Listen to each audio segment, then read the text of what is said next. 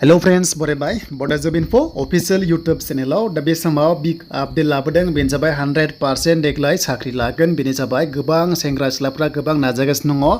SSC SD कनस्टेबलआव साख्रि मावनो दा बेनिनो आसाम स्टेटआव ST कोटायाव बेसेबां पोस्टार दंमारो दानिया गासैबो डिटेल्स फैबाय एबा भेकेन्सि ब्रेकआप फैबाय नोंथांमोना नायनो हासिगोन लाइभ प्रुफ हिसाबै दा बेखायनो भिडिअखौ नायग्रोजोब आरो अल द बेस्ट थाबाय बयनिसिमबो बड' जब फेमिलि मेम्बार्सफोरनिसिम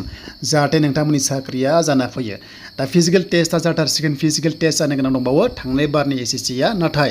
बिनि अनगायैबो गोदान साख्रि फैबावबाय बेनो जाबाय गोदान SSC SD कनस्टेबल दा बेखायनो गोबाव खालामा एग्जामखौ नायग्रोनोसै आरो बे एग्जामा सोरनि दा बे नटिसखौ नायोब्ला नोंथांमोना मोनदों बेनो जाबाय कम्बाइन्ड हिन्दी ट्रेन्सलेटर जायफ्रानोखि एग्जाम होनो गोनां दङ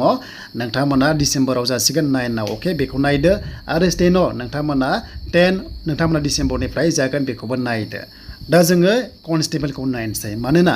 39,000 नोंथांमोना भेकेन्सिस मोनदों गोदानै फैनाय SD कनस्टेबलआव आरो थाबैनो बेनि भेकेन्सिया बारायबावनानै गोबांथार हाजार जागोन स' बेखौ नायोबा नोंथांमोना टटेल ओभारअल नायोबा जों मोनदों बेनो जाबाय 39,481 दा जोङो 39,000 नि गेजेराव आसाम स्टेटआव बेसेबां हरखो STआव बेखौ नायोब्ला जों मोनदों BSFआव 21 मोनदों आरो आनरिजार्भआव 75 दङ गासै 171 आसाम स्टेटआव BSF पोस्टार दङ थिग बेबादिनो CICFआव दङ 75 जोंनि STआव दङ आरो टटेल 625 मोनदों आनरिजार्भआव 276 दङ माने बेयावबो नोंथांमोना साख्रि मोनो जुदि मोजां नाम्बार मोनोबा एग्जामाव स' बेखायनो एग्जामाव जेसेबां हायो नाम्बारखौ लानांगौ CRPF नायोबा गोबांथार पोस्ट दङ ST लाइनाव 131 दङ बिनि गेजेराव आनरिजार्भआव दङ 481 बेयावबो नोंथांमोना चान्सखौहाय लानो हायो दा CICFआव आरो लोगोसे CRPF आरो लोगोसे BSF गोबांथार पोस्टार दङ नाथाय खायसे पोस्टआ एसे खम दङ अब्लाबो मोजां देग्लाय चान्स दङ आसाम स्टेटआव स' दानिया CRPF नायोबा 1093 टटेल आसाम स्टेटआव बेनिफ्राय SSP नायोबा जोंनि STआ बेवहाय मोनदों खालि सासेल' दङ अके पोस्टानो खमथारबाव गैया देन ITPP नायोबा जोंनि STआ बाव साब्रै दङ थिग बेबादिनो आसाम राइफलाव बेयाव सानैल' दङ स' खायसे पोस्टआ खम आरो नाथाय नोंथांमोननि CRPF BSF आरो लोगोसे CICFनि पोस्टआ माने नोंथांमोना गोबांथार माने चान्सआ दङ बेयावनो नोंथांमोना मेक्सिमाम साख्रि मोनगोन स' बेखायनो एग्जामखौ मोजां होदो आरो एग्जामाव मोजां नाम्बार लाबानो नोंथांमोना देग्लाय गोबां माने साख्रि मोनखासिगोन 100%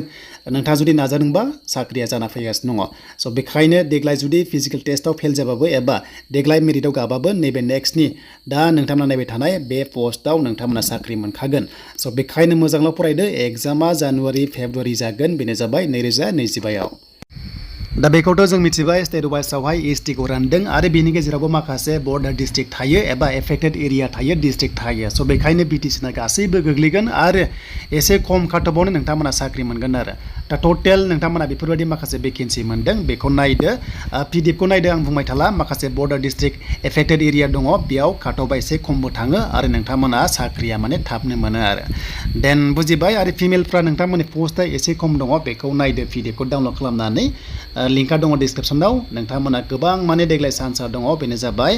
मेल फिमेल नोंथांमोननि गोदान SSC SD कनस्टेबल एप्लाइआ सोलिगासिनो दङ नोंथांमोना खालामदो भिडिअ फैगोन मोनसे समाव थाबैनो फैगोन आसा खालामो गासैबो फ्रि जायोबा नैबे चेनेलाव नोंथांमोना भिडिअ खालामनाय प्रसेसखौ मोनगोन टेनसन दाला नाथाय फट'आ नोंथांमोना लाइभ फट'सो खेबनांगोन अब्लासो एक्सेप्ट जागोन नङाबा जानाय नङा देन बेनिफ्राय एडमिट कार्ड फिजिकेल टेस्टनि मोनथारसिगोन दा बावैनो आसा खालामो बे सप्तायाव मोननाय चान्सआ दङ आरो फिजिकेल टेस्ट डेटआ गासैबो अफिसियेलि फैबासो नोंथांमोना A to Z आपडेटखौ फोथायनो हागोन आरो लोगोसे मोननो हागोन आरो दा जायखिजाया नैबे अनलाइनखौ खालामदो सोलिगासिनो दङ नोंथांमोना मबाइलावबो खालामनो हायो एबा अनलाइन दखानावबो खालामनो हागोन जेराव गोसो दङ बेयावनो नोंथांमोना खालामना ला नाथाय फट'आ लाइभसो खेबनांगोन नङाबा जानाय नङा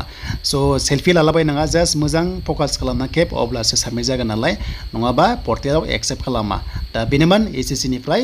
भेकेन्सि ब्रेकआपनि अफिसियेल आपडेट आसा खालामो भिडिअखौ मोजां मोनदोंबा लाइक खालामगोन आरो जायफ्रा गोदान चेनेलाव साबस्क्राइब खालामना ला जेब्लायबो साख्रिनि आपडेट नोंथांमोना बर' रावजों मोनबाय थानो हागोन।